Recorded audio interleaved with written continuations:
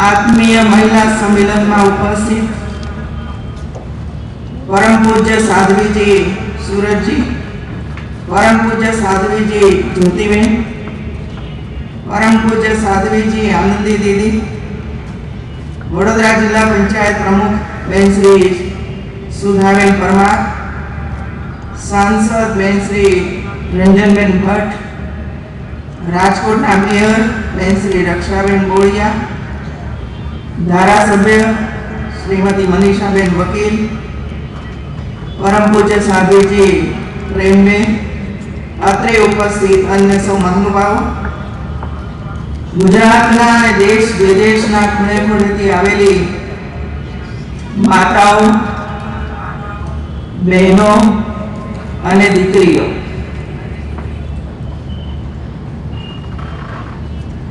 आजे मारा माटे सौभाग्यनो दिवस है, गौरवनो दिवस है। ત્યાં હરિનામ સોખડાના પવિત્ર ભૂમિમાં બ્રહ્મચારી બહેનો કે જેમણે પોતાનું સર્વસ્વ જીવન સમાજની સેવા માટે સમર્પિત કર્યું, એવા બહેનોના દર્શન કરીને હું સદભાગી બની છું। મારી સામે હું એમ કહીશ કે મહિલાઓનો મહાસાગર બેઠો છે। અનેક સભાઓમાં જતા હોઈએ છીએ, પરંતુ 40-50 હજાર જેટલી બહેનો એક મંચ નીચે એકત્રિત થાય અને એ પણ નાની નાની યુવા દીકરીઓ પણ હોય જેમણે પોતાનું જીવન ઘડતર કરવાની શરૂઆત કરી છે અને આટલી મોટા પ્રમાણમાં એક સંત પૂજ્ય સ્વામીજી આટલી બધી બહેનોના ઘડતર કરે એ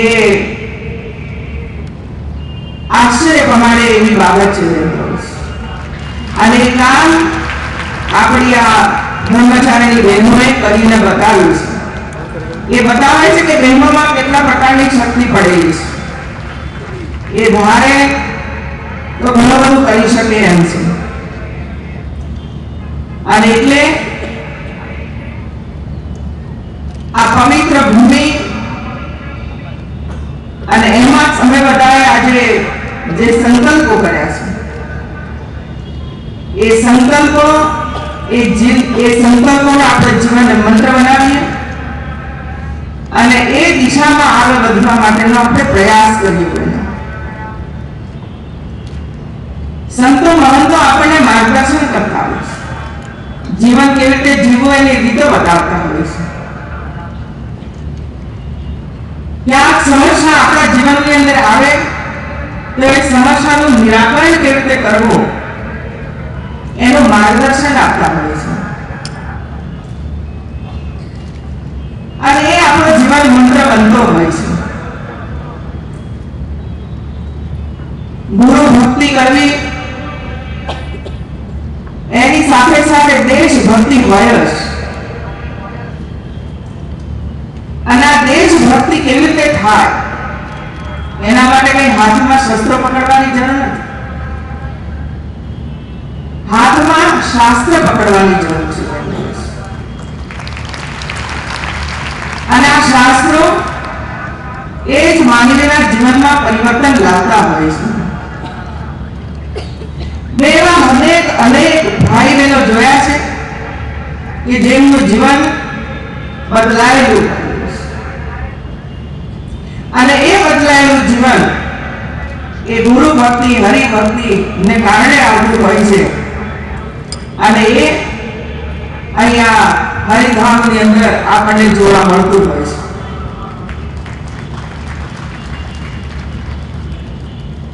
गुरु गोविंद दोनों खड़े काको लागू पाए, बलिहारी गुरु आपकी जिसने गोविंद दियो बताए। आ उक्ति आपने याद છે। કોઈ પણ ભક્તની સામે જ્યારે બે વ્યક્તિ જાણીને ઊભી રહે.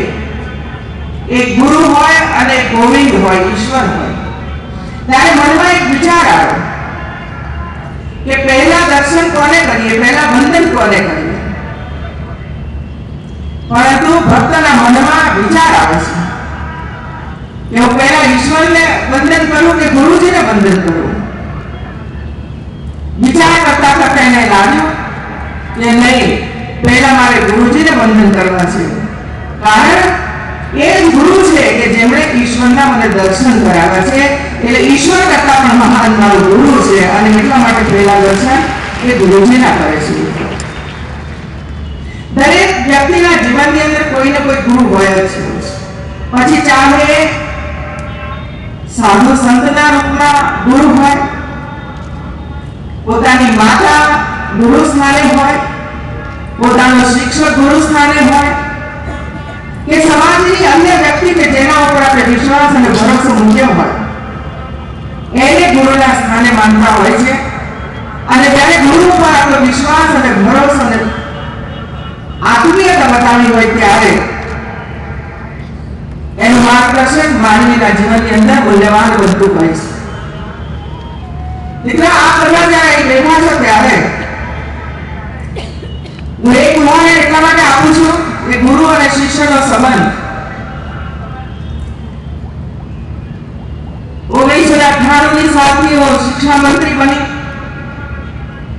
લગાતાર 10 વર્ષ કામ કરતી રહી ત્યારે અનેક ઘટનાઓ મારી સામે આવી છે. પરંતુ એમાંની કેટલીક ઘટનાઓ એવી હોય છે કે જે હૃદય સ્પર્શી હોય છે. ટાઉન હોલની અંદર ધોરણ 10 ધોરણ 12 બોર્ડની પરીક્ષામાં 1 થી 10 નંબર પ્રાપ્ત કર્યા હોય એવા વિદ્યાર્થીઓનું સન્માન રાખ્યું હતું, જેમાં હું ઉપસ્થિત હતી. સન્માન તો થઈ ગયું, પરંતુ ત્યાર પછી જે વિદ્યાર્થીઓએ પહેલો નંબર પ્રાપ્ત કર્યો હોય બોર્ડમાં એને પોતાનો પ્રતિભાવ આપવાનો હતો. અને પ્રતિભાવ આપવા માટે સામાન્ય પ્રવાહની અંદર અભ્યાસ કરતો વિદ્યાર્થી જેણે બોર્ડમાં પહેલો નંબર પ્રાપ્ત કર્યો તે સ્ટેજ ઉપર આવે છે અને પોતાની હકીકત હજારો વિદ્યાર્થીઓની સમક્ષ મૂકતો હોય છે. એણે પોતાના શબ્દોમાં કહ્યું કે હું પહેલા ધોરણથી માંડીને 7મા ધોરણ સુધી એવો વિદ્યાર્થી હતો. શાળામાં મેં કોઈ દિવસ સમયસર ગયો નથી, કોઈ દિવસ હું લેસન નથી કરેલો, વર્ગમાં પણ જ્યારે ગયો છું ત્યારે છેલ્લી બેન્ચે બેઠો છું. અન્ય વિદ્યાર્થીઓને હેરાન પરેશાન કરવામાં કઈ બાકી નહોતું રાખ્યું. પરીક્ષા આપવી હોય તો આપું, ન આપવી હોય તો ન આપું, પણ શિક્ષક મને પાસ કરી દેતા હતા કારણ કે મારા પિતાજી સરપંચ હતા. એનો લાભ મને પ્રાપ્ત થતો હતો અને શિક્ષકો મને પાસ કરતા હતા. 7મું ધોરણ મેં પૂરું કર્યું ત્યાં સુધી ના કોઈ શિક્ષકે મને પૂછ્યું છે. પણ જ્યારે હું 8મા ધોરણની અંદર પ્રવેશ પામ્યો અને પિતાજીએ બળજબરીથી જ્યારે 8મા ધોરણની અંદર મને દાખલ કર્યો ત્યારે મને ગુરુના સ્વરૂપે શિક્ષક પ્રાપ્ત થયો. એ શિક્ષકે મને સમજવા માટેની કોશિશ કરી, સમજાવવા માટેની કોશિશ કરી. પોતાના ઘરે લઈ જઈને નાસ્તા પાણી પણ કરાવે. મને થોડું થોડું પૂછ્યા કરે કે પિતાજી શું કરે છે, માતાજી શું કરે છે, ભાઈ બહેનો કેટલા છો. આમ કરીને એક વિશ્વાસ શિક્ષકે વિદ્યાર્થીના મનમાં પ્રાપ્ત કર્યો. અને પછી ધીરે ધીરે કરીને રાજકીય સંબંધ બંધાય છે ત્યારે શિક્ષક એને આંગળી પકડીને શીખવાની શરૂઆત કરે છે. 10મું ધોરણ પણ પાસ કરી દીધું, 11મા ધોરણમાં આવ્યો, 12મા ધોરણની અંદર પણ એક શિક્ષકને માર્ગદર્શન મળ્યું અને એના જીવનની અંદર પરિવર્તન આવ્યું. માનવીના જીવનમાં શિક્ષણ કેટલું મહત્વનું છે. શિક્ષણના દ્વારા જીવનમાં કેવું પરિવર્તન આવે છે, શ્રેષ્ઠ જીવન બનાવવા માટે કેવી તપસ્યા કરવી પડતી હોય છે, કેવું તપ કરવું પડતું હોય છે, કેવી સાધના કરવી પડતી હોય છે, એ બધું જ મને એમના દ્વારા શીખવા મળ્યું. અંતે જ્યારે 12મા ધોરણની બોર્ડની પરીક્ષા આપી ત્યારે જે શિક્ષક દ્વારા પરિશ્રમ કરવામાં આવ્યો હતો એના ફળ સ્વરૂપે આજે હું ધોરણ 12 ની અંદર બોર્ડની અંદર પ્રથમ ક્રમે રહ્યો છું. આ ગુરુજી અને ગુરુ અને શિષ્યનો સંબંધ કેવો આત્મીય હશે,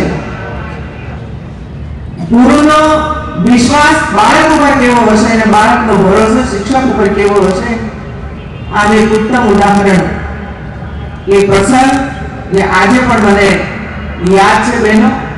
અને એટલા માટે મેં કહ્યું એમ ગુરુના સ્થાને કોઈ પણ હોઈ શકે છે. આજે આ બનાવવાના ગુરુ આપણી બહેનો બની છે અને એના માર્ગદર્શન હેઠળ આ બધા આપણા જીવનનું ઘડતર કરી રહ્યા છે. એક રાજાના ઘરમાં 3 દીકરાઓ હતા. જન્મ થયો, મોટા થયા, ભણાવા ગણાવા આગળ વધ્યા, બધું જ થયું.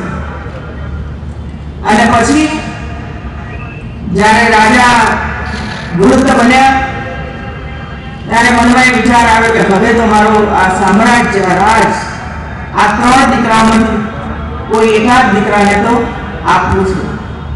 પણ આ 3માંથી કોને આપવું એની ચિંતા એમને રોજ રોજ કોઈ ખાતી હતી.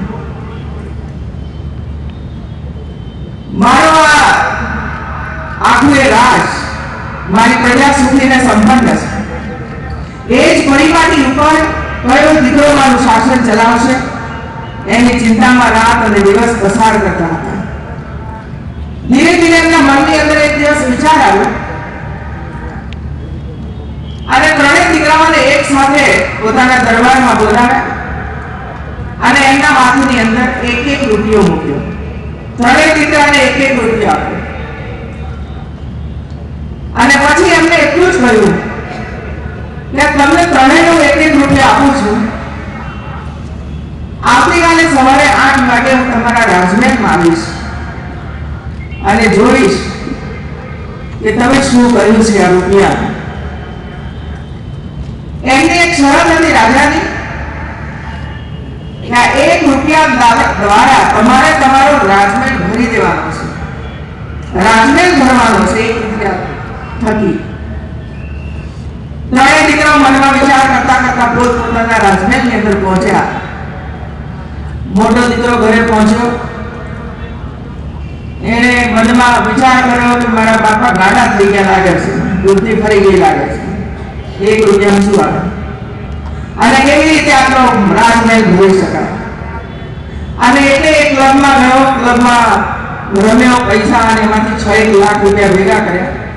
સવારના 4 વાગ્યા સુધી કામ કર્યું, પૈસા લઈને આવ્યો રાજમહેલમાં, બાજુમાં પોટલી મૂકીને સૂઈ ગયો.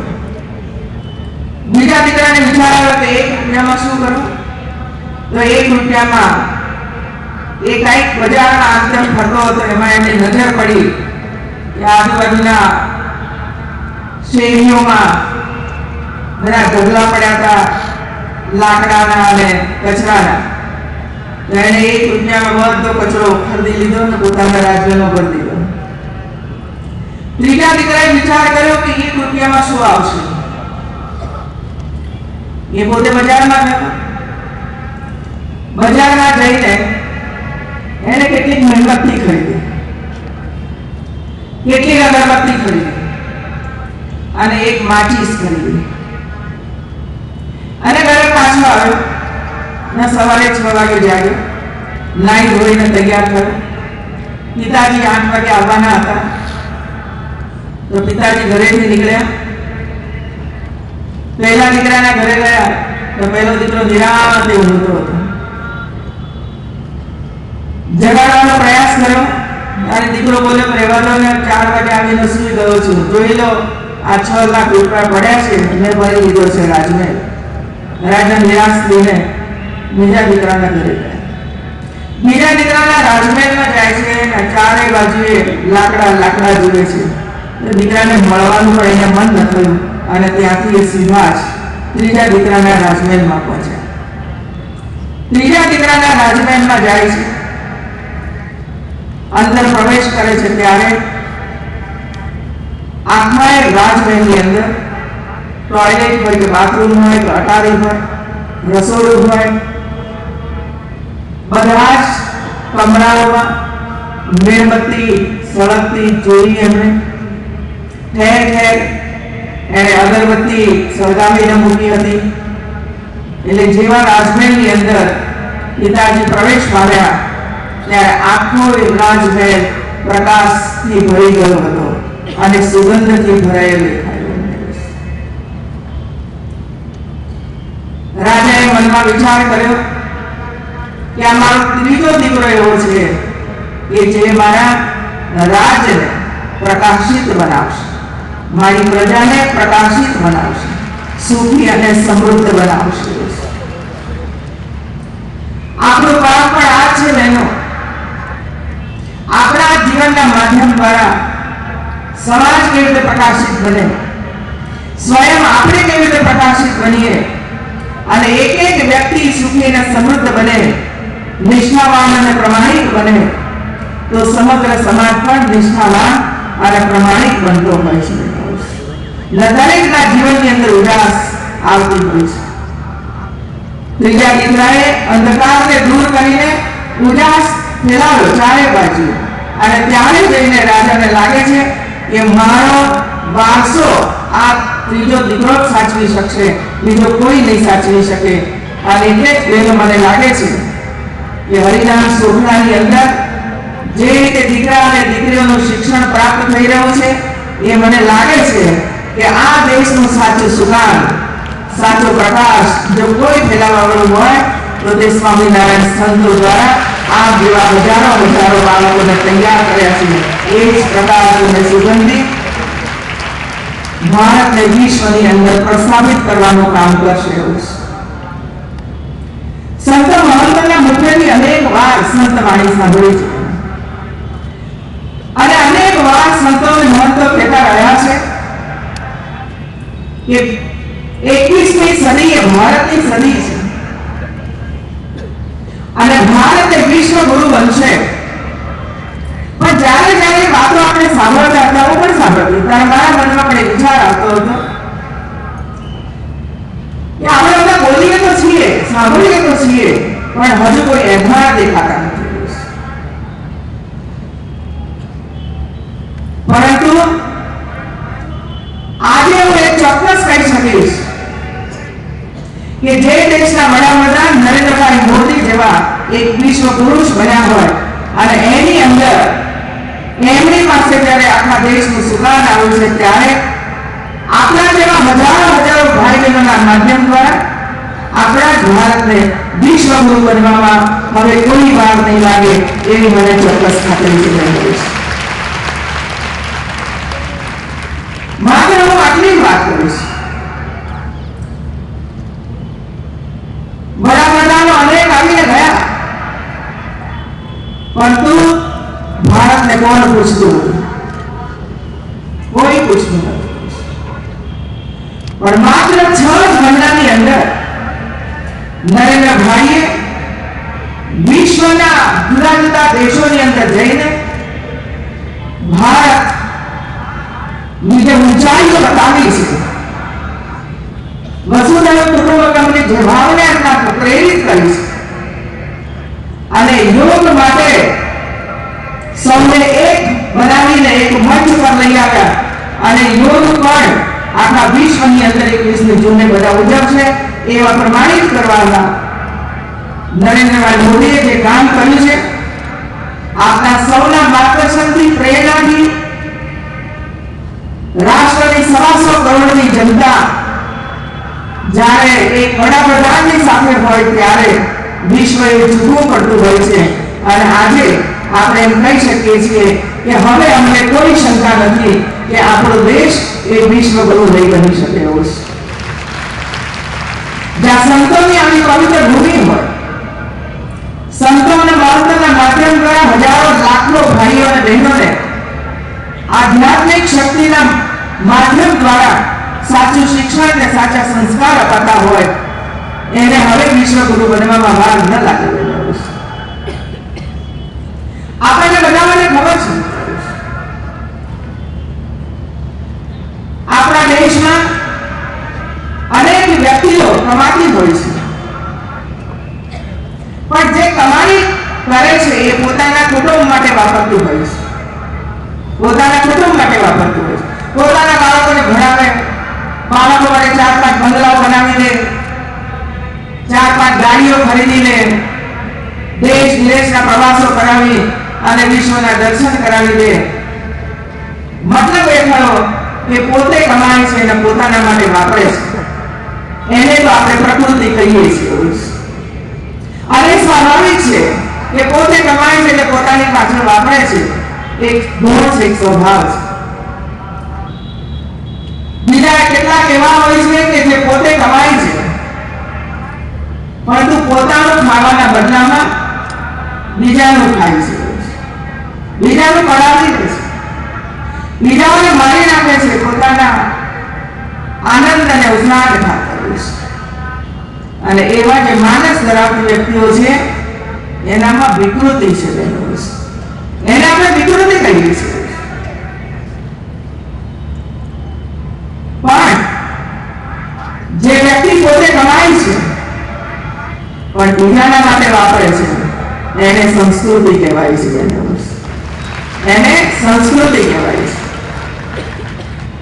પોતે કમાય, પોતાના માટે પણ વાપરે, પણ બીજાના માટે પણ સુખ સુવિધા માટે પ્રયાસ કરે, બીજાના બાળકોનું પણ શિક્ષણ થાય એના માટે પ્રયાસ કરે, પોતાની સંપત્તિનો કેટલો ભાગ એ સમાજના સ્વાસ્થ્ય માટે વાપરતો હોય. ક્યાં સ્કૂલો કોલેજો બનાવીને ગરીબમાં ગરીબ બાળકોને અભ્યાસ કરવા માટેના પ્રયત્નો થતા હોય એને સાચા અર્થની અંદર સંસ્કૃતિને વરેલી આ વ્યક્તિઓ હોય છે. અને આપણે ત્યાં સંસ્કૃતિને વરેલી વ્યક્તિઓનું પ્રભુત્વ થાય એના માટેનો પ્રયાસ કરે, એનો પ્રભાવ વધવો જોઈએ. અને જ્યારે સમાજની અંદર આનો પ્રભાવ વધે છે ત્યારે સમાજ એની મેળે જ આગળ વધતો હોય છે. અને જ્યારે સમાજ આગળ વધે છે ત્યારે રાજ્ય પણ આગળ વધતું હોય છે. અને ત્યારે રાજ્ય સુખ અને સમૃદ્ધિ વાળા બને છે, મૂલ્યનિષ્ઠ બને છે અને પ્રામાણિકતાથી કામ કરે છે ત્યારે આખો દેશ પણ સુખી, સમૃદ્ધ અને પ્રમાણિક બનતો હોય છે. અને કામ આપણું આ છે. અને એટલે આ પ્રસંગે જરા એ કહેવામાં આવ્યું કે અમે કવાંટ અને નસવાડી અને છોટાઉદેપુર તાલુકાના કુપોષિત બાળકોને કુપોષણમાંથી મુક્તિ અપાવવા માટે અને એમના જીવનનું ઘડતર કરવા માટે, એમના સ્વાસ્થ્ય માટે, એમના પોષણયુક્ત આહાર માટે જ્યારે હરિરામ સોઢાની આ સંસ્થા દત્તક લઈને આગળ વધી છે ત્યારે હું આ પ્રજાઓને પણ ખૂબ ખૂબ અભિનંદન આપું છું. મને ખુશી થઈ આસોજ ગામને આપણે દત્તક લીધું છે. પણ મારી આ બધાને વિનંતી છે કે માત્ર એકલા ટોયલેટ બનાવીને તમે તમારું કામ પૂર્ણ ન કરતા પરંતુ ત્યાંની તમામ દીકરી કે દીકરાઓ 100% શિક્ષિત અને સંસ્કારી બને, તમારા જેવા બને એના માટેનો પણ મારી માતાઓ જરૂર પ્રયાસ કરશે એવો પૂર્ણ વિશ્વાસ અને શ્રદ્ધા છે. હું તો ગામડામાંથી આવું છું. ગામડામાં મેં મોટી રહી છું ને ભણી છું. સમગ્ર શિક્ષણ માત્ર ને માત્ર છોકરાઓની વચ્ચે લીધું છે. એક પણ છોકરી નહોતી મારા ક્લાસમાં અને આખી શાળામાં કે આખી કોલેજમાં. આજે આપણે પણ જાણીએ છીએ બહેનો એ જમાનો જુદો હતો. શાયદ એમને એ વખતે જરૂરિયાત નહીં લાગી હોય, સમાજ પણ સારો અને સંસ્કારી હતો, પરંતુ ધીરે ધીરે ધીરે કરીને સમાજની અંદર બદલીઓ આવવા માંડી. અને બદલીઓને કારણે આજે બહેનો ઉપર નાના મોટા જે અત્યાચારો થઈ રહ્યા છે એમાંથી આપણી બહેનો મુક્ત થાય એના માટેનો પ્રયાસ આપના માધ્યમ દ્વારા પણ ચાલી રહ્યો છે અને સરકાર દ્વારા પણ ચાલી રહ્યો છે. અને એટલા માટે આપણે એક અભિયાન ઉપાડ્યું છે, ઘર ઘર ટોયલેટ. શા માટે એક વૃદ્ધ 60 કે 70 વર્ષની ઉંમરની એક માતાને આંખે અંધારા આવતા હોય, દેખાતું ન હોય, ગામમાં પ્રકાશ પણ ન હોય અને એવા સમયે રાતના 8 વાગ્યાની રાહ જોવી પડે અને ત્યાર પછી એ પોતાની આ ક્રિયા કરવા માટે ગામની બહાર જવું પડે. યુવાન દીકરીઓને શા માટે બહાર જવું પડે? પ્રેગ્નન્ટ વુમનને આ પ્રમાણે શા માટે આવી સમસ્યાનો ભોગ બનવું પડે છે? સવારે જવાની ઈચ્છા હોય પરંતુ ન જઈ શકે અને તે સાંજ સુધી રાહ જોવી પડે ત્યારે કેવા પ્રકારની બીમારીઓની ગ્રસ્ત બને છે એનો અંદાજ કદાચ આપણને એક વખત નહીં આવે, પરંતુ હું તો બહેનોની વચ્ચે રહી છું અને બહેનો મળતી હોય છે ત્યારે ચર્ચા કરતી હોય છે અને ત્યારે જઈને જ્યારે ગુજરાતની આ એક સેવા કરવાનો મને મોકો પ્રાપ્ત થયો છે ત્યારે કમસે કમ ગુજરાતની 50% મહિલાઓ માટે ઘર ઘર ટોયલેટ બનાવી દઈએ તો પણ મને ખુશી થશે અને આનંદ આવશે.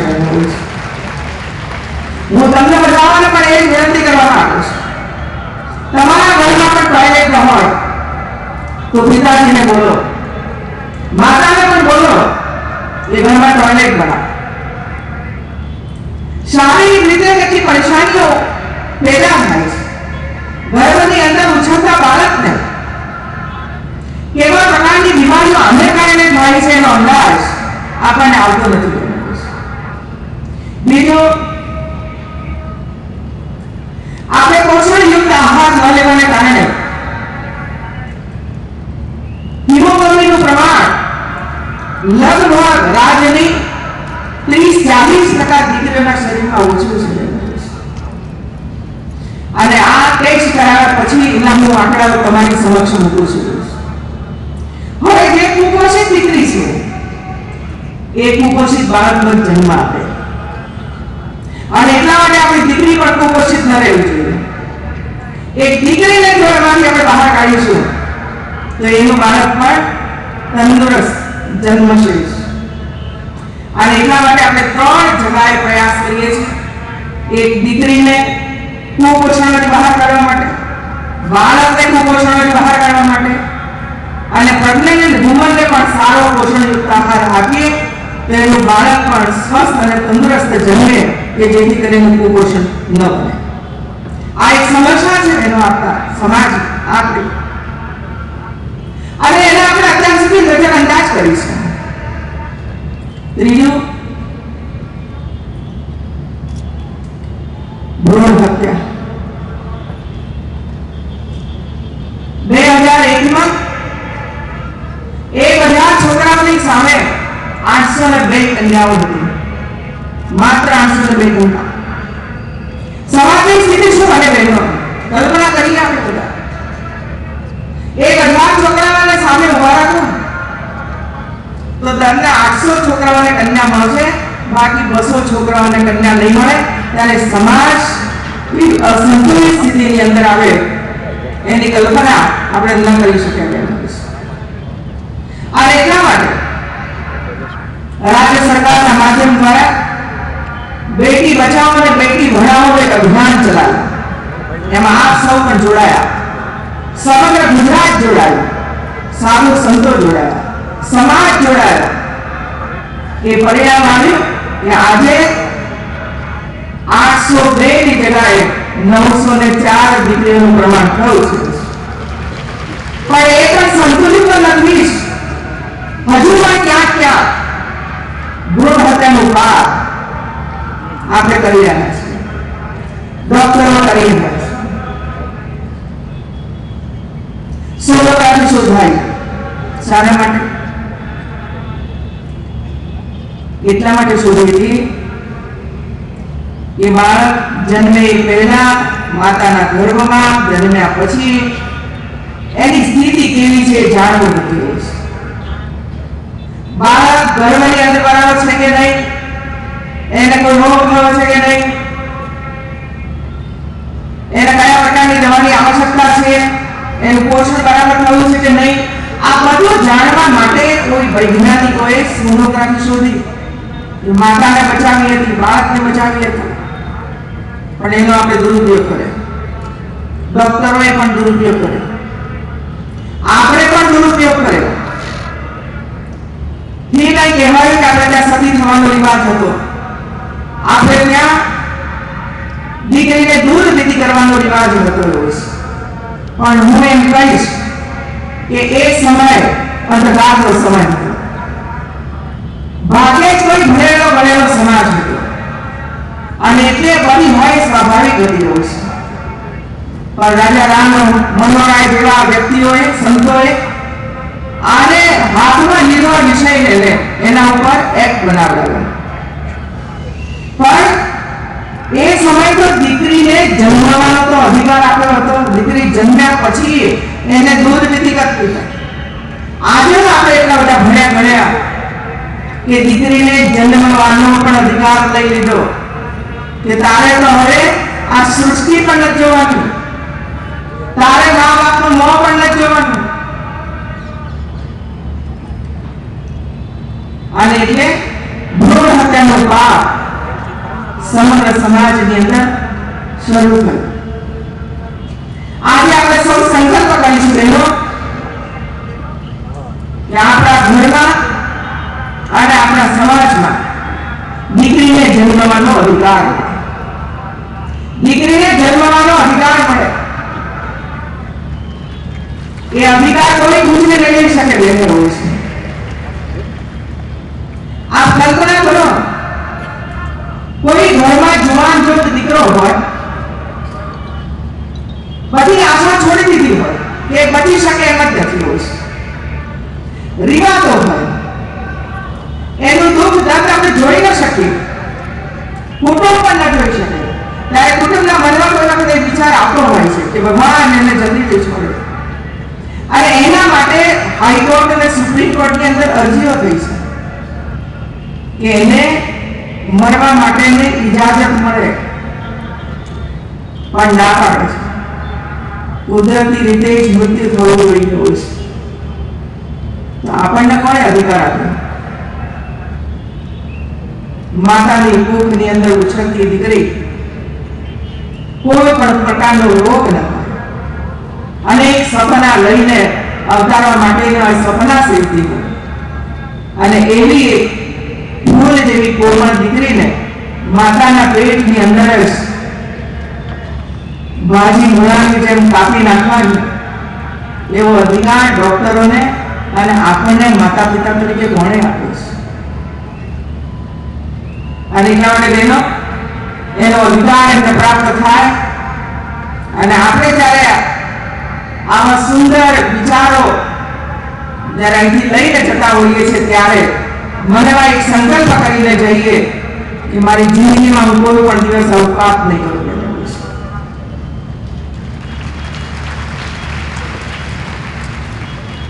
હું ઘણી વખત વિચાર કરતી હોય છું, મારી માતાને 6 બહેનો દીકરીઓ હતી, 6 દીકરીઓ ને 4 દીકરાઓ. હવે જો એ વખતે પણ આવી ભ્રૂણ હત્યા થતી હોત તો મારો તો જન્મ જ ના થયો, કારણ કે હું તો ચોથા કન્યા હતી. એવું છે. આપણી માતાઓએ આટલા બધા બાળકોના જન્મ આપ્યા પછી પણ એને ભણાવીને તૈયાર કરવાનું કામ કર્યું છે.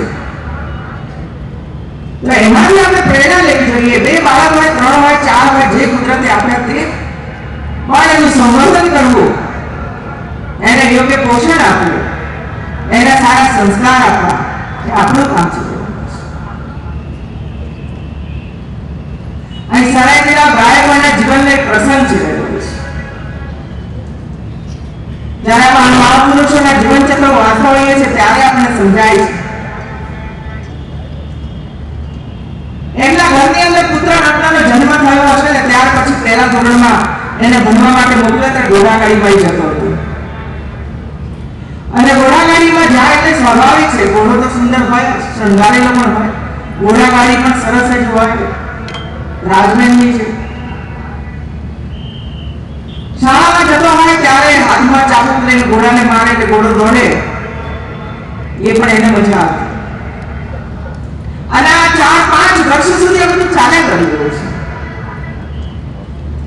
એક દિવસ એમના પરિવારની અંદર મહાપુરુષ આવ્યા અને એમને પૂછ્યું, દીકરાને પૂછ્યું કે શું બનવું છે, શું બનવું છે? તો ખબર છે શું જવાબ આપ્યો? એને એમ કહ્યું, ઘોડાગાડી વાળો બનવું છે, ઘોડાગાડી વાળો. દાદા ત્યાં બેઠા હતા તો ચોંકી ગયા. અને આને ઘોડાગાડી વાળો બનવાનો ક્યાંથી વિચાર આવ્યો? મનમાં વિચાર કરે છે કે આ વિચાર એને આવ્યો ક્યાંથી? આપણા ઘરમાં તો આવું કશું છે નહીં. ખૂબ વિચાર કર્યો, ખૂબ વિચાર કર્યો. પછી એ સમજી ગયા કે એને ઘોડાગાડી વાળો બનવું છે. શા માટે? એટલે એમણે એક ચિત્રકારને બોલાવ્યો. એ ચિત્રકારને બોલાવીને એક મોટામાં મોટી દિવાલ રાજમહેલની અંદર હતી, એ દિવાલ એમણે બતાવી અને એમને કહ્યું કે આ દિવાલ ઉપર હું કહું એનું ચિત્ર બતાવો. આગળ પડદો મૂકી દીધો કે કોઈને ખબર ના પડે કે અંદર શું થઈ રહ્યું છે. 15 દિવસની અંદર આખું એક ચિત્ર તૈયાર થઈ ગયું, પેઇન્ટિંગ થઈ ગયું ચિત્ર. બધા સભ્યોને એમને બોલાવ્યા.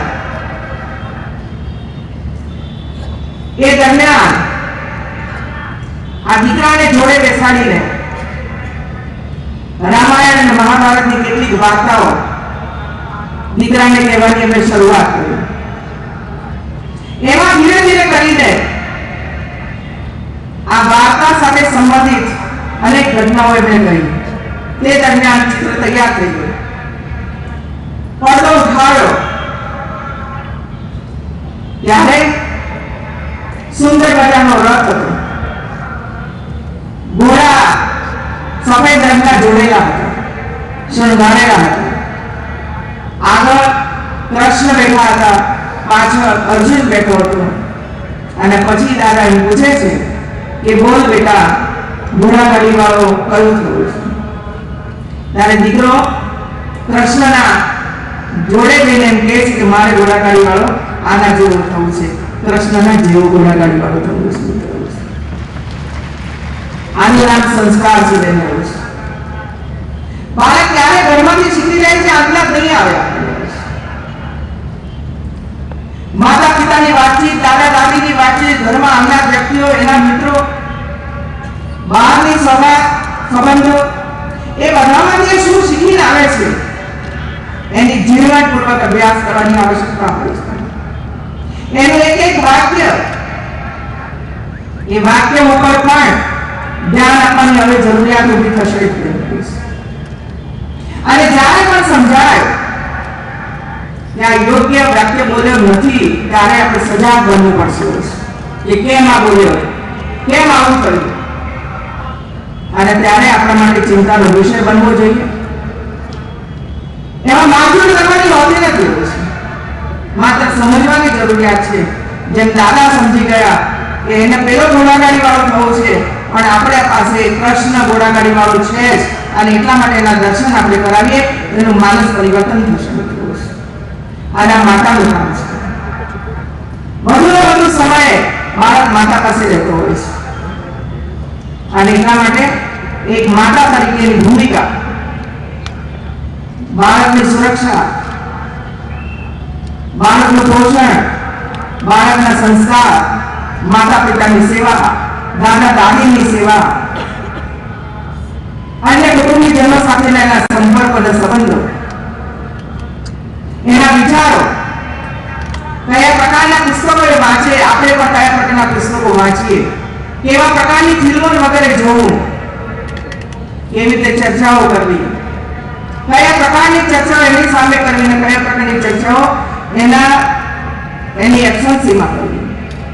આ બધું જ આપણે સૌએ કરવું પડશે. અને ત્યારે જઈને એક સ્વસ્થ અને સ્વસ્થ સમાજ નું નિર્માણ આપણે કરી શકીશું.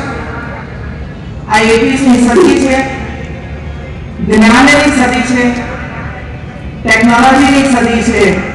એટલે ટેકનોલોજીને છોડીને તો પણ આપણે આગળ નહીં વધી શકીએ.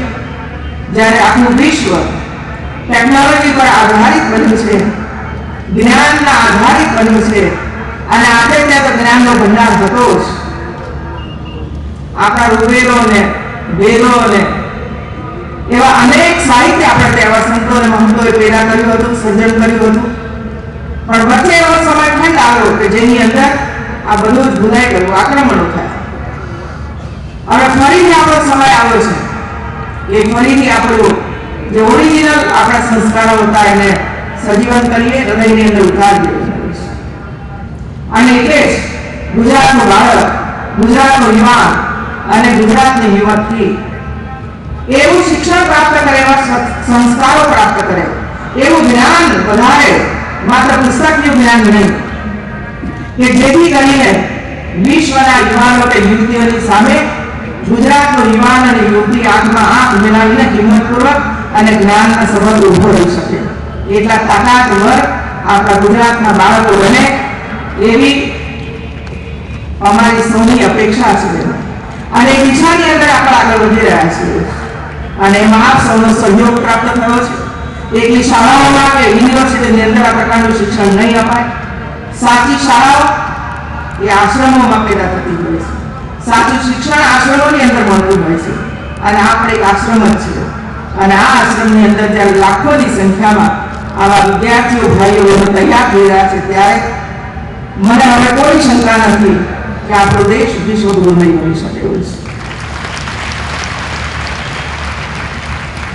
જે માતાઓએ પોતાના સરસ સજીવન આની અંદર સમર્પિત કરી છે, અને એક જ લક્ષ્ય છે એમનું કે આપણો સમાજ પ્રમાણિક બને, સુશિક્ષિત બને, સંસ્કારી બને, આપણામાં રહેલી શક્તિનો ઉપયોગ સમાજની સેવા માટે થાય, રાષ્ટ્રભક્તિ માટે થાય.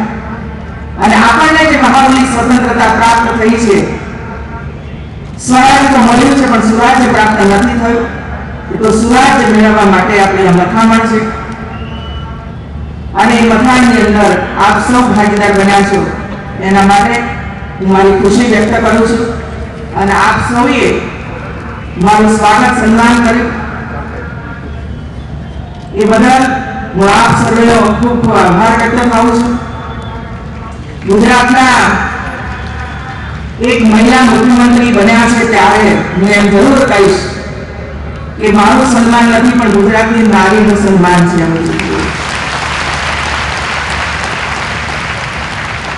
ગુજરાતની 3 કરોડ જેટલી બહેનોનું આ સન્માન છે.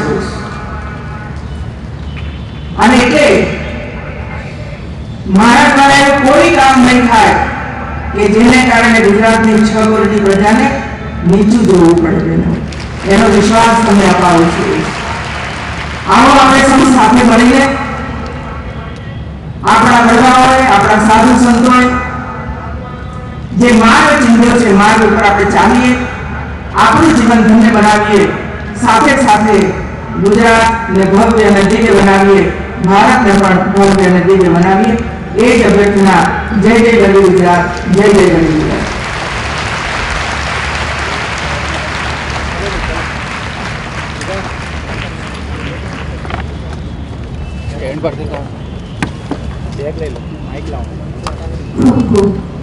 આભાર પ્રસંગ વ્યક્ત કરી શકું, પણ જે વર્તમાન પરિસ્થિતિઓ આપણી પાસે જે અપેક્ષા રાખીએ ને એ જે ભાવના વ્યક્ત કરી, અમે અમારા સૌ તરફથી આપણે ખાતરી આપીએ છીએ કે એમાં અમે સંપૂર્ણપણે આપણે અમારો સદા સર્વદા સાથ દઈશું.